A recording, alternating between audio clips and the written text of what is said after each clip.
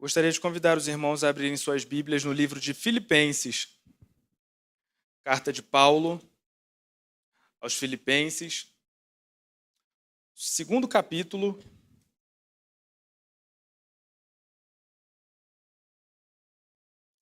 Filipenses, capítulo 2, o qual nós iremos ler dentro de alguns instantes, à medida que compartilhamos a palavra do Senhor. Quero dizer mais uma vez da minha alegria, gratidão, por poder prestar culto junto a essa igreja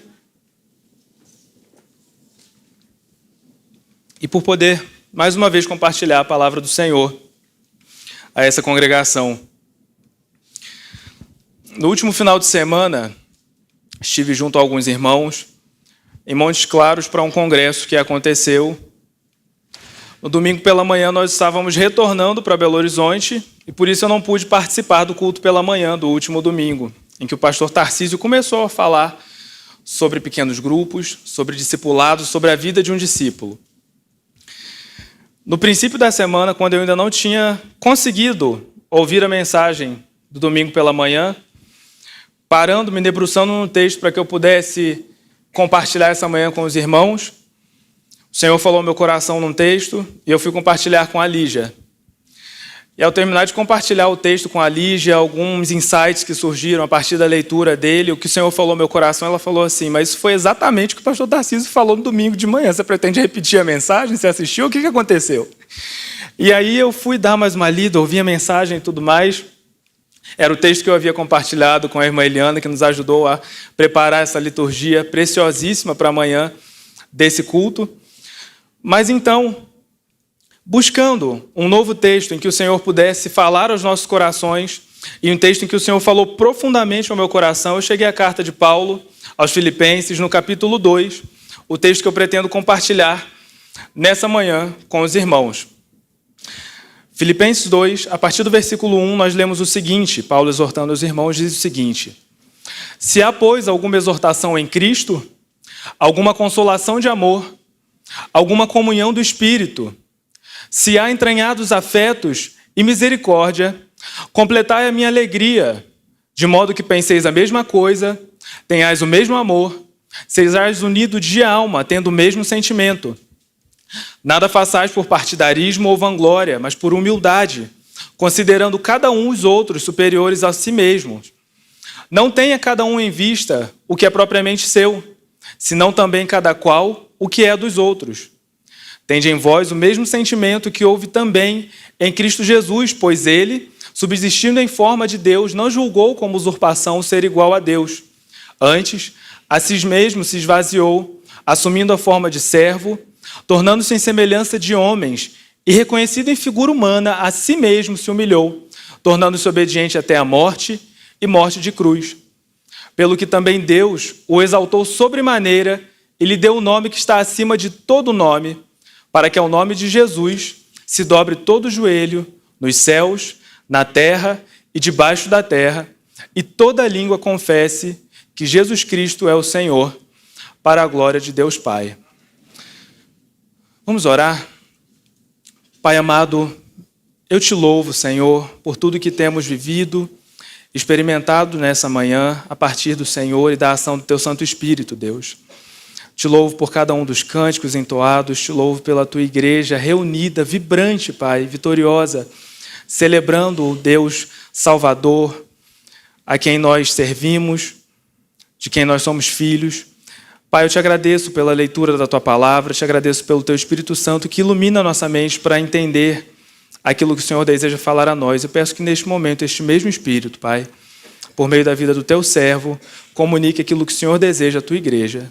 É isso que eu peço ao Senhor, com humildade, no nome do teu Filho Jesus. Amém. Amém.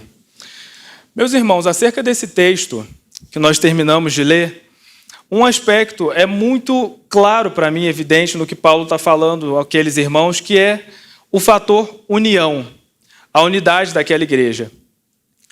E é verdade que há muitos esforços empregados por muitas pessoas, por nós mesmos, com o objetivo de manter a união, ou até mesmo gerar, produzir união em grupos, na escola, para os mais novos, os que estão na faculdade, no trabalho, dentro da nossa casa, em cada um dos lugares em que nós estamos, na nossa igreja. O sentimento de união, o desejo de viver essa união, talvez até produzir, ele é verdadeiro.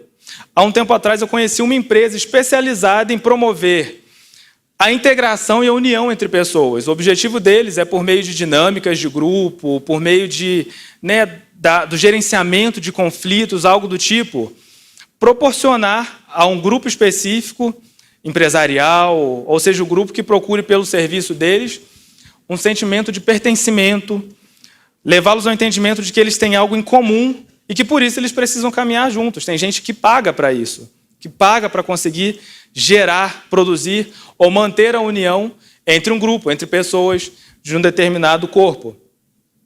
Agora, quando a gente fala sobre a unidade na igreja, o corpo de Cristo, é verdade também, é preciso reconhecer que nós, seres humanos, falíveis, pecadores, não somos capazes de produzir união. Nós somos capazes, sim, de manter a união que é garantida a nós pela ação do próprio Deus, pela ação do Espírito Santo de Deus que habita em nós. Essa unidade é obra exclusiva de Deus. É verdade também que nós fomos criados em comunhão plena com Deus, nós fomos criados com o objetivo de viver uma comunhão plena com o próximo, mas, após o pecado, a gente parece a cada dia ter um tino mais apurado para se afastar um do outro, para gerar conflitos, para buscar os nossos próprios interesses acima dos interesses do próximo ou acima dos interesses do todo. E é por isso que a gente não é capaz de produzir unidade.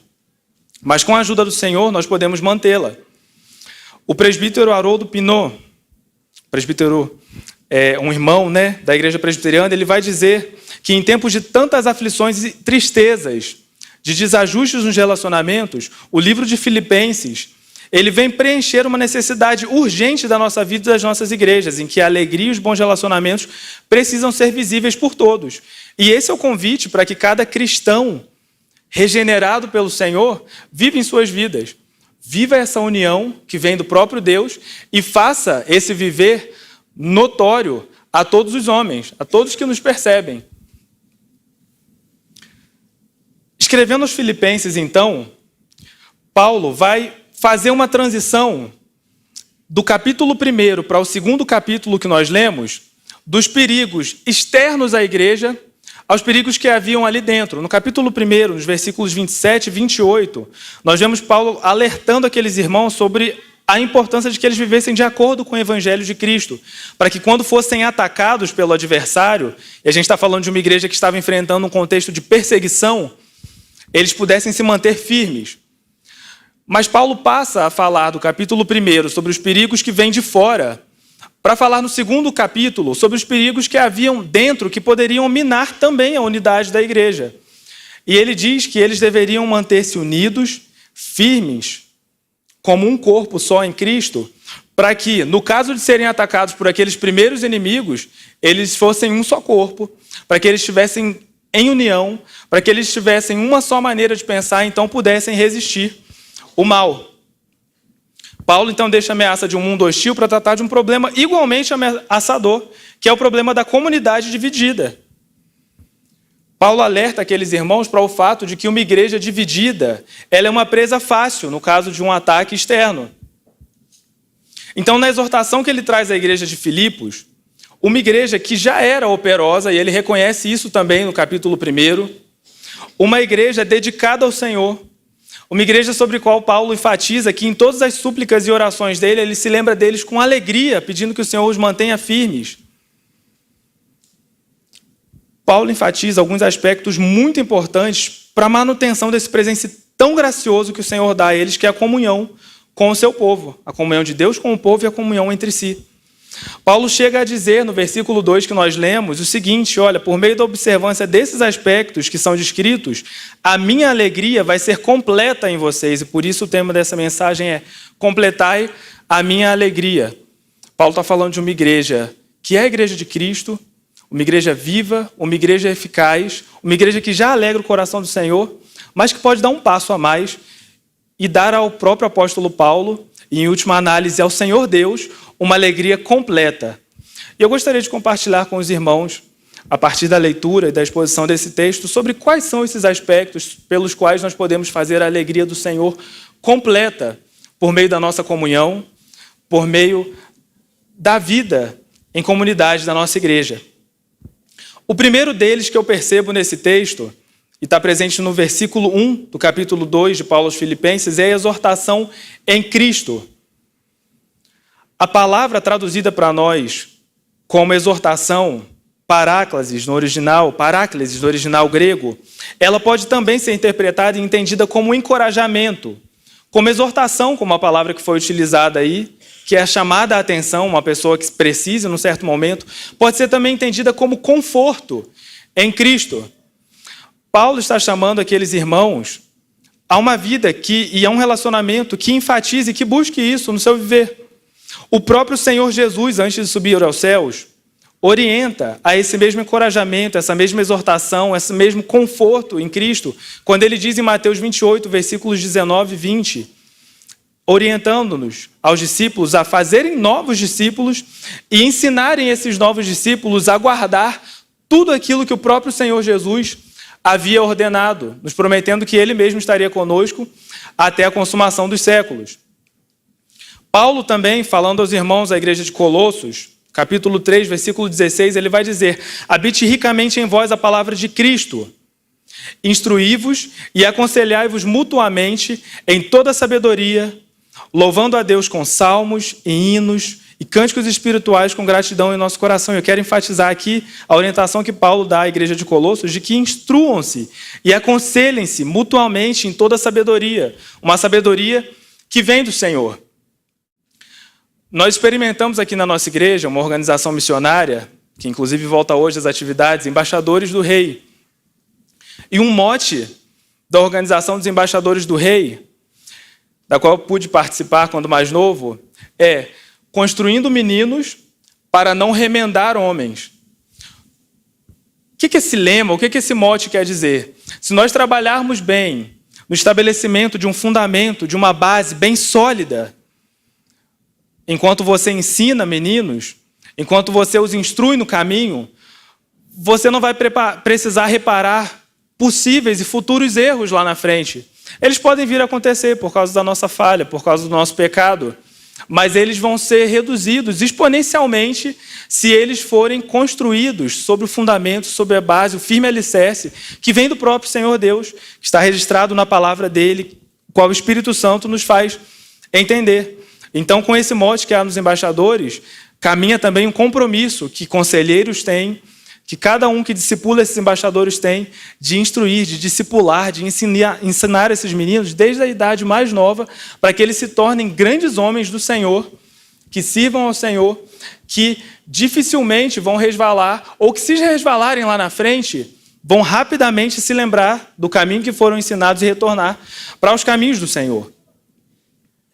É uma verdade também acerca dessa exortação em Cristo, que ela precisa ter como fundamento as Escrituras Sagradas. Em 2 Timóteo, Paulo instruindo seu pupilo, o pastor jovem Timóteo, no capítulo 3, versículo 16, ele vai dizer que toda a Escritura é inspirada por Deus e útil para o ensino, para a repreensão, para a correção, para a educação na justiça.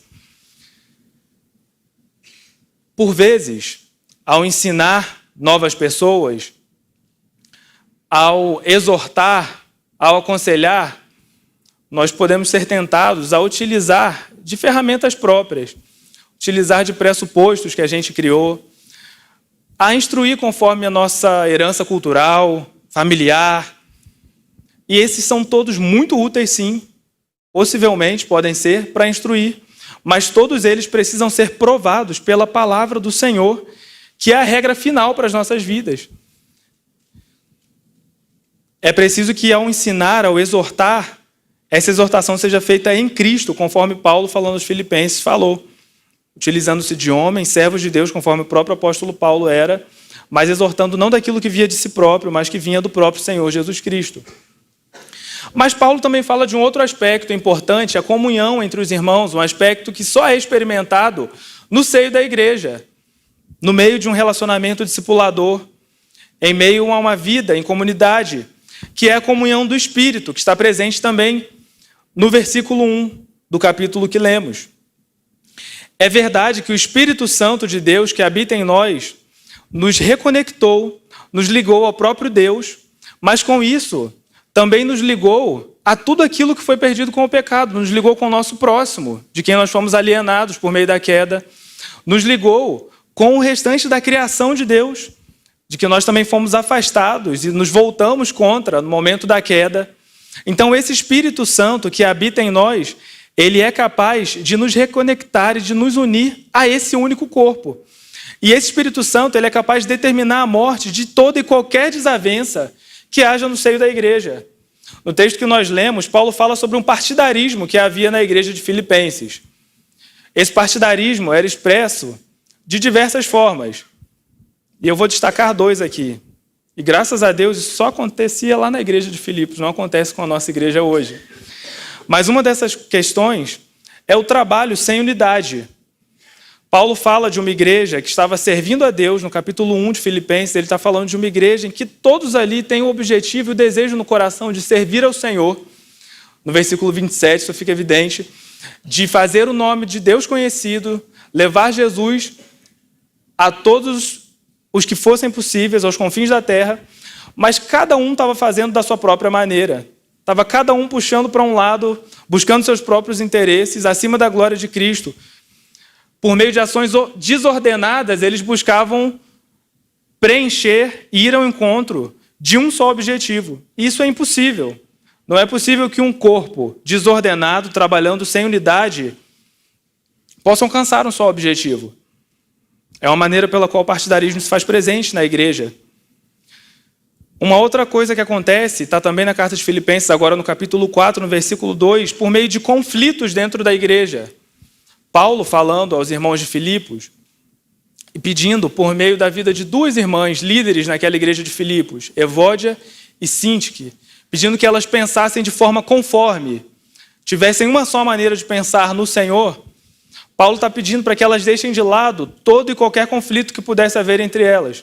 A gente pode presumir, a partir da leitura do texto, e considerando que são 2 líderes daquela igreja que Paulo havia formado naquele tempo, que possivelmente, quando Evódia, uma líder naquela igreja, estava à frente de uma atividade ou preparava alguma coisa, convocava os irmãos para uma atividade, algo do tipo, aqueles que eram do partido ou que eram mais simpatizantes de Sintique, que talvez não quisessem participar, talvez não fossem incentivar os outros a fazer parte, da mesma forma com Sintique, quando ela estava à frente de algo, ou quando ela trazia uma visão para a igreja, para aquele corpo, talvez aqueles que fossem de Evódia não queriam participar, não pudessem estar juntos. 2 líderes numa mesma igreja, em conflito entre si, sem unidade, não poderiam caminhar e cooperar para a unidade daquela igreja, para que aquela igreja crescesse e caminhasse em direção àquilo que Cristo, que o Senhor Deus, tinha para elas. 2 líderes agindo com partidarismo dentro de uma igreja, um perigo enorme para que a unidade da igreja seja mantida, para que nós vivamos um processo eficaz de comunhão, de discipulado, de ensino das Escrituras do Senhor, de exortação mútua, de pastoreio mútuo na igreja. Mas Paulo também fala sobre mais um aspecto muito importante que aqueles irmãos deveriam experimentar. Ainda no versículo 1, ele convoca os irmãos a empenhar, a desenvolver um sentimento de entranhados afetos e misericórdias. Essa palavra que é traduzida por entranhas quer dizer exatamente isso no original. Está falando daquilo que está no corpo, no meio aqui, né? Exatamente, para falar sobre anatomia um pouco, na região abdominal, porque era um povo, o povo hebreu entendia que a sede dos sentimentos, das emoções, da razão, ela não estava no cérebro, na mente como a gente crê hoje, mas nas suas entranhas, entre seus órgãos vitais. O que faz algum sentido, né? Por isso que a gente chama de órgão vital. Se eles são seriamente feridos, a nossa vida está posta em jogo. Então eles entendiam dessa forma. Mas quando Paulo fala que eles deviam mover-se de entranhados afetos, Paulo está falando que aqueles irmãos precisavam se mover com tudo aquilo que havia neles, com tudo aquilo que os mantinha vivos, com tudo aquilo que os fazia viver, sentir em si, para que eles pudessem experimentar também essa comunhão, essa unidade, esse viver primoroso que completaria a alegria de Paulo e a alegria do próprio Senhor Deus. Não é algo ocasional, não é algo que acontece sem querer, mas Paulo fala, olha, vocês precisam se empenhar com tudo que há em vocês para que o amor de vocês, o afeto de vocês seja verdadeiro. E convida esses irmãos também a uma vida de misericórdia, a uma vida de compaixão. O mesmo sentimento que o próprio Deus teve por nós a ponto de abandonar e deixar sua glória, se esvaziar de si, para estar aqui na terra, viver uma vida santa, perfeita, a ponto de ser o único capaz de nos redimir por meio do seu sacrifício. Essa mesma compaixão, essa mesma misericórdia é que Paulo convoca os irmãos a terem, de forma a viver em paz, viver em unidade, viver em amor entre si, no seio da igreja. E lendo sobre isso na carta de Paulo, sou levado a lembrar de Tiago também. Tiago, discípulo de Cristo, escrevendo à igreja da dispersão, no capítulo 5, versículos 13 e 14, nos fala o seguinte: está alguém entre vós aflito? Ore. Está alguém contente? Cante louvores. Está alguém entre vós doente? Chame os presbíteros da igreja e orem sobre ele. A orientação que Tiago dá àquela igreja nos fala sobre uma compaixão que leva a uma ação, que leva os irmãos a observarem alguém em situação de necessidade, seja por conta de doença física, emocional, espiritual que fosse, a se envolver. Não somente observar ou ter pena meramente, poxa, eu estou vendo um irmão que está passando por uma dificuldade, chego em casa, comento, nossa, estou sabendo de uma pessoa que está passando por um momento extremamente difícil na sua vida, e não agir em prol de servir aquele irmão. Em oração, em primeiro lugar, mas, se possível, me envolvendo também, chegando até ele para saber como é que eu posso ser útil no seu momento de dor, no seu momento de tristeza, também no seu momento de alegria, celebrando ao Senhor. Tiago chama aqueles irmãos a moverem-se em prol de viver a comunhão com o próximo. Da mesma maneira que Paulo orienta a igreja de Filipos a agirem de maneira intencional em prol de manter a unidade, de manter a união, de viver a vida comum uns com os outros, envolvendo tudo aquilo que há neles, suas entranhas, em prol da vida em comum, em prol da vida com o corpo de Cristo.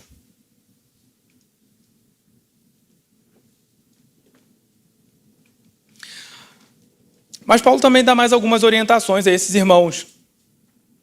No versículo 2, Paulo orienta os irmãos filipenses ao seguinte: penseis a mesma coisa, tenhais o mesmo amor, sejais unidos de alma, tendo o mesmo sentimento.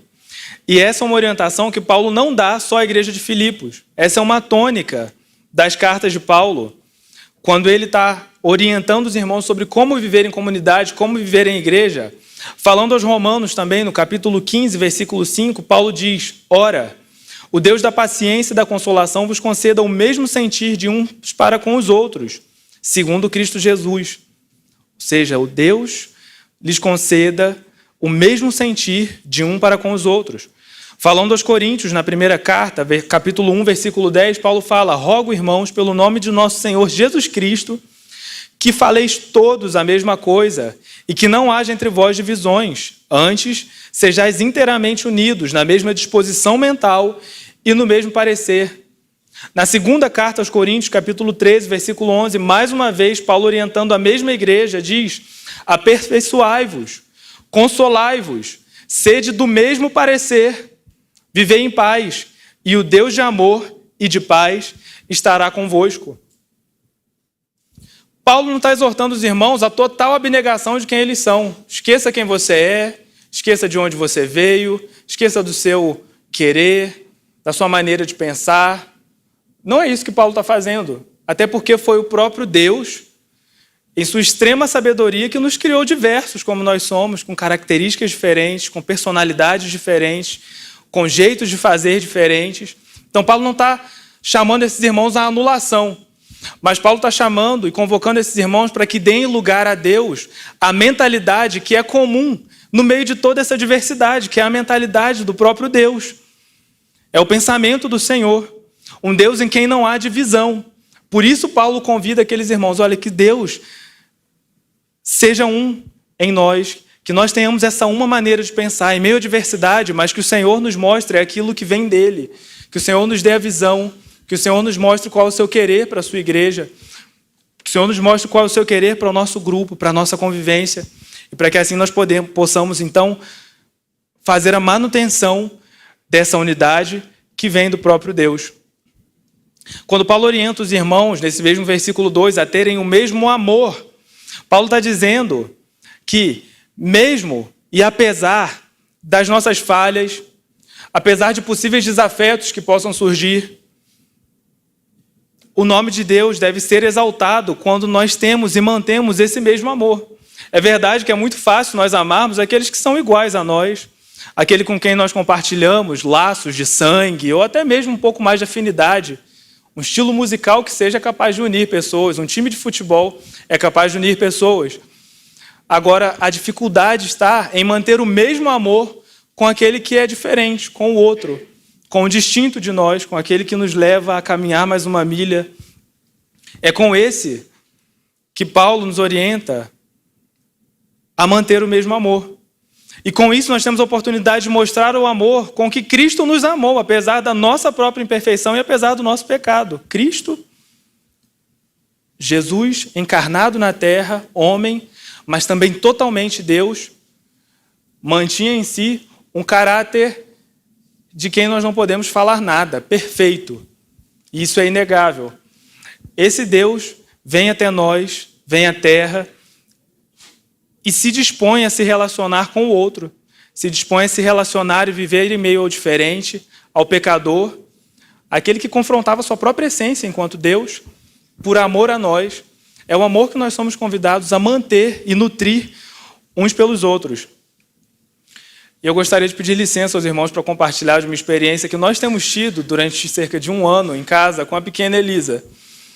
É impressionante como o Senhor vai nos mostrando de si mesmo, com cada uma das experiências que nós temos em nossas vidas, a partir da sua palavra, a partir da ação do Espírito Santo. E a vida da Elisa, com 1 aninho de idade, tem mostrado para a gente como o amor de Deus é grande por nós. É impressionante como, com 1 aninho, um ser aparentemente tão novinho, tão inocente, é capaz de testar nossa paciência de vez em quando. E prestando atenção, ou após a gente orientar sobre algumas coisas, não joga isso, não coloca o dedo aí, não faça desse jeito, com plena convicção de que entende o que a gente está falando. Eu não tenho a menor dúvida de que com 1 ano ela tem entendido boa parte das coisas, se não tudo que a gente tem orientado, que a gente tem ensinado, olhando para a gente, às vezes com um sorriso no rosto, vai lá e faz exatamente o que a gente falou para não fazer.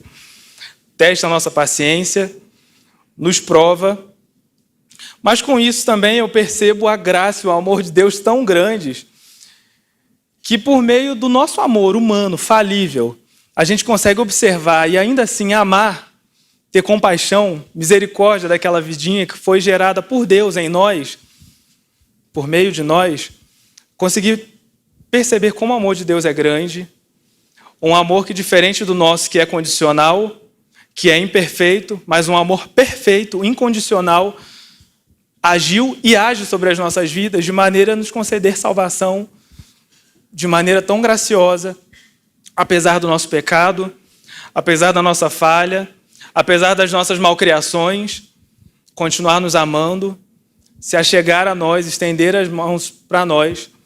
É com esse mesmo amor que o Senhor pede que nós amemos uns aos outros na sua igreja, no corpo de Deus, para que a própria igreja, corpo, e especialmente aqueles que carecem da salvação de Deus, possam chegar ao conhecimento desse amor, experimentar por meio das nossas vidas. É verdade que o Senhor pode fazer e levar ao conhecimento daquele que não conhece da maneira que Ele quiser, como Ele faz ainda hoje.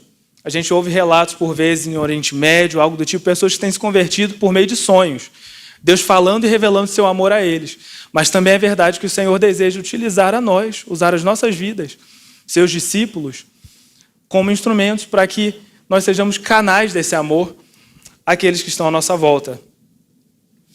E por fim, dentre vários aspectos incontáveis que esse texto poderia trazer para nós, mas os quais eu separei alguns poucos, para que compartilhássemos e pudéssemos tirar algumas aplicações para as nossas vidas, Paulo orienta aqueles irmãos da igreja de Filipos, ainda no capítulo 2, nos versículos 5 e 7, ao seguinte: tenham em vós o mesmo sentimento que houve também em Cristo, o qual a si mesmo se esvaziou e assumiu a forma de servo.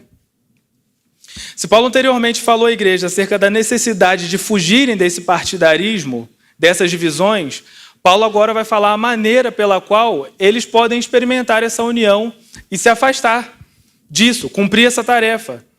Paulo diz que aqueles irmãos precisam ser humildes, a exemplo da vida do próprio Cristo, em seu ministério terreno. John MacArthur, no seu comentário bíblico, ele vai compartilhar o seguinte: ele vai nos dizer que a palavra grega utilizada para igual, quando fala que Jesus Cristo não usou por usurpação ser igual a Deus, ele diz que essa palavra, ele fala de alguém que é exatamente do mesmo tamanho, da mesma quantidade, da mesma qualidade, da mesma característica, do mesmo número, ou seja, completamente igual ao outro ente de quem se está falando, no caso, o próprio Deus. Ou seja, em todos os sentidos, Jesus é igual a Deus. Ainda assim, durante seu ministério terreno, Jesus prefere e escolhe se esvaziar de quem ele era, para, como nós acabamos de falar, se colocar como um par daquele ser humano carente de graça, de amor, misericórdia sobre a sua vida.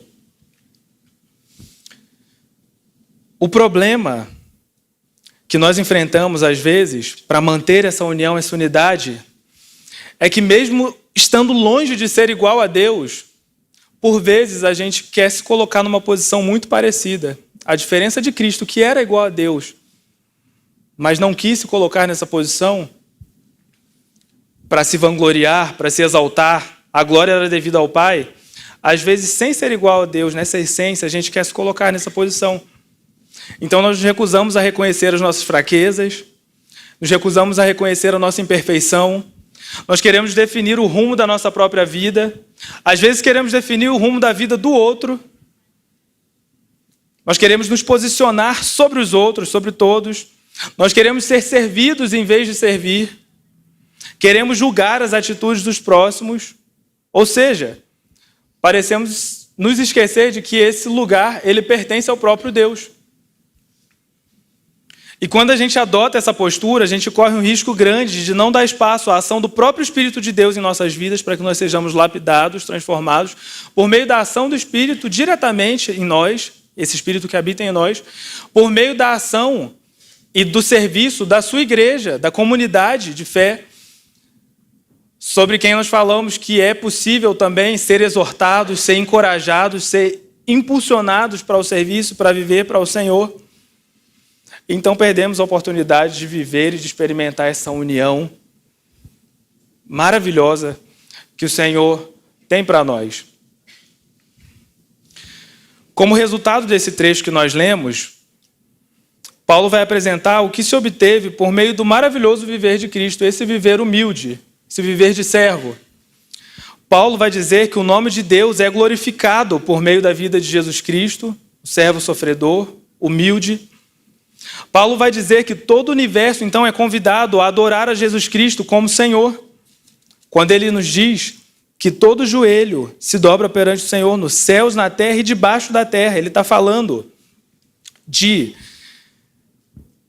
todo o universo sendo convidado a adorar a Jesus Cristo, os anjos do céu, o povo de Deus redimido, até mesmo aqueles perdidos, um dia vão ter de confessar, de afirmar, de reconhecer que Jesus Cristo é o Senhor. A palavra do Senhor diz que isso foi possível por meio do viver humilhado, servil de Jesus Cristo, que escolheu estar aqui conosco. E nós vemos esse mesmo Cristo, servo, um Cristo que amou, um Cristo que ensinou, que exortou, que encorajou, um Cristo que manteve comunhão com o Pai e com o seu Espírito, um Cristo que moveu-se de entranhados afetos e misericórdia por nós, desde o momento em que escolheu vir ao nosso meio, perpassando toda a sua vida e sua história durante o seu ministério terreno. Um Cristo que teve o mesmo sentimento do Pai, que teve um modo de pensar igual do Pai, que teve o coração do Pai, conforme nós ouvimos no último domingo pela noite. Um Cristo que se humilhou perante todos para que o nome do Pai fosse exaltado. Então esse Cristo, ele glorifica a Deus por meio da sua vida. Esse Cristo completa a alegria do Pai por meio do seu viver, a ponto dos próprios céus se rasgarem perante todos os homens, conforme nós vemos em Mateus 3, no capítulo 17, vir uma voz dizendo: este é o meu Filho amado, em quem eu tenho me agradado, que me dá prazer, em quem me comprazo.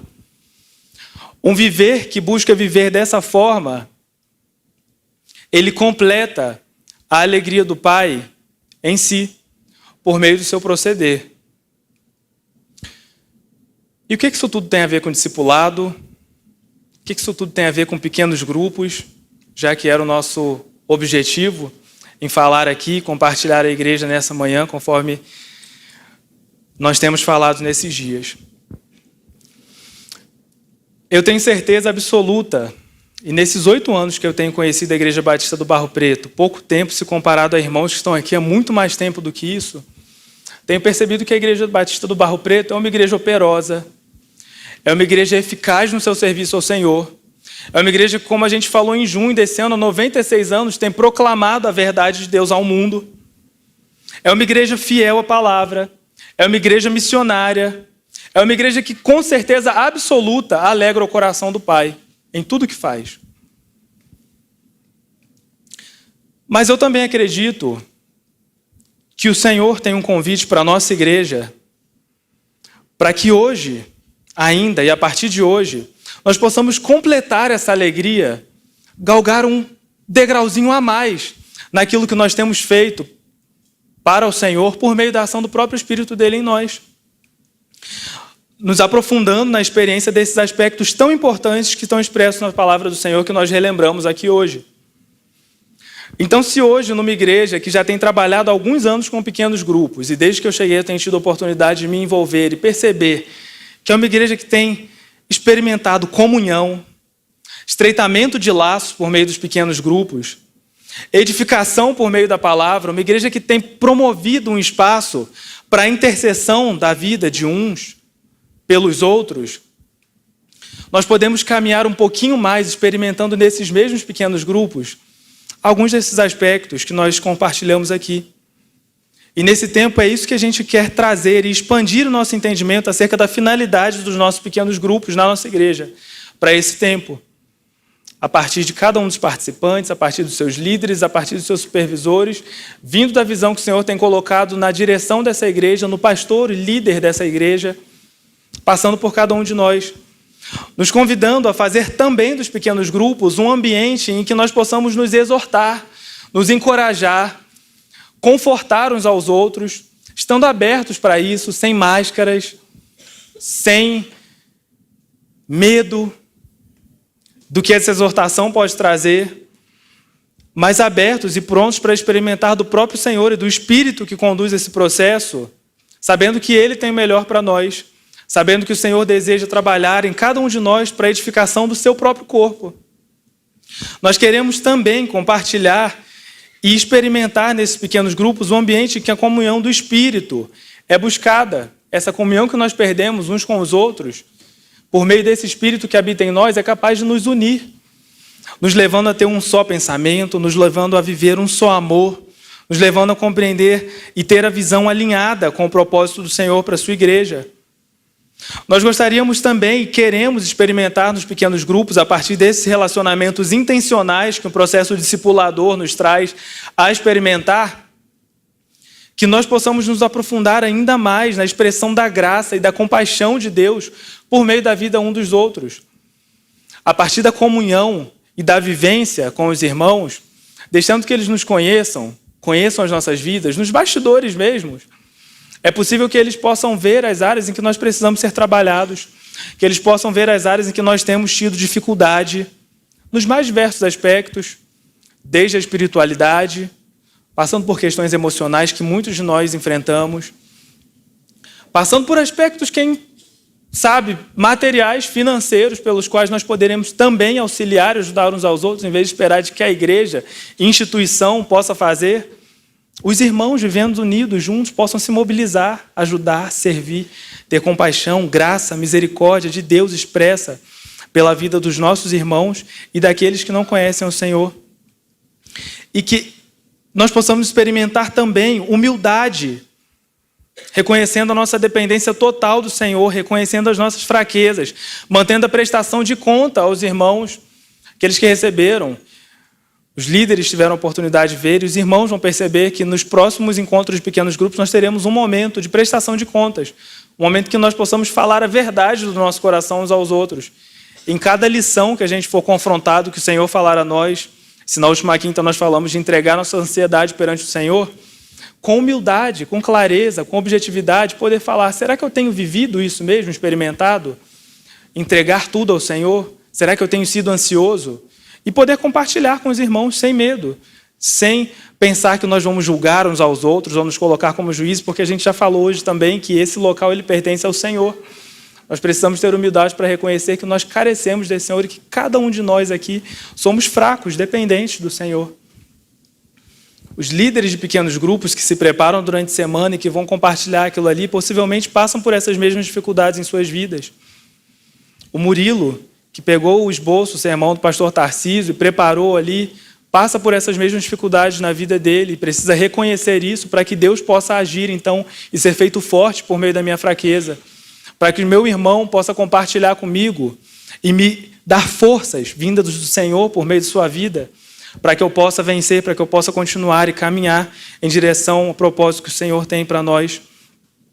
E para que por meio disso, cada um de nós possamos ser fortalecidos em amor por meio do próprio Cristo Jesus. O convite à participação dos pequenos grupos, o convite é nós experimentarmos isso a partir de hoje, um plus naquilo que a gente já tem experimentado.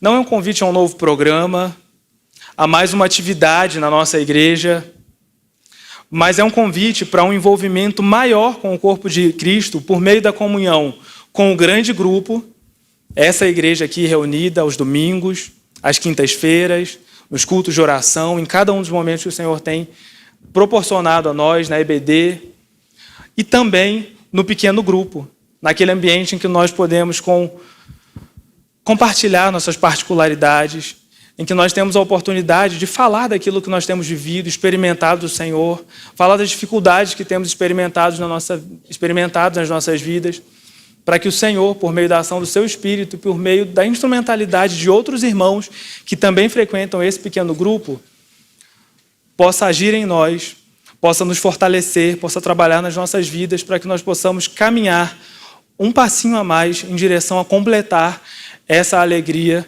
do Senhor. Igreja viva, operosa, que alegra o Senhor, completando essa alegria no coração do nosso Pai.